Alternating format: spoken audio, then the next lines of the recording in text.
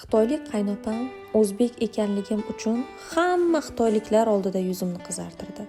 U endi gap boshlayotganda yuragim shunaqa ortga tortib ketdi, ichimdan o'tdi. Nimani noto'g'ri qildim ekan? O'zbek bo'lganim uchun millatchilik qilyaptimi deb o'yladim. Chunki hozirgi kunlarda menga ham oson emas. Insult olgan, bir tomon umuman ishlamaydigan qaynonamga qarayapman. Og'ir odam.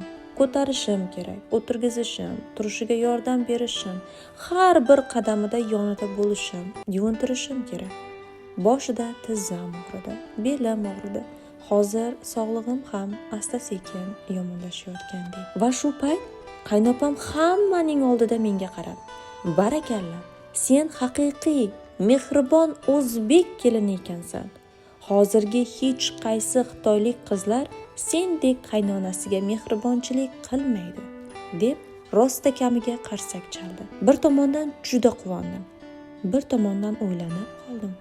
Shuncha zahmat faqatgina bir og'iz barakalla so'zini eshitishim uchun emasmikan? Keyin o'zimga shunday dedim. Mayli, bu kishi erimni onasi. Hammasini odamlar ko'rmasa ham Yaratgan ko'rib turibdi. Hammaga faqatgina yaxshilik istayman.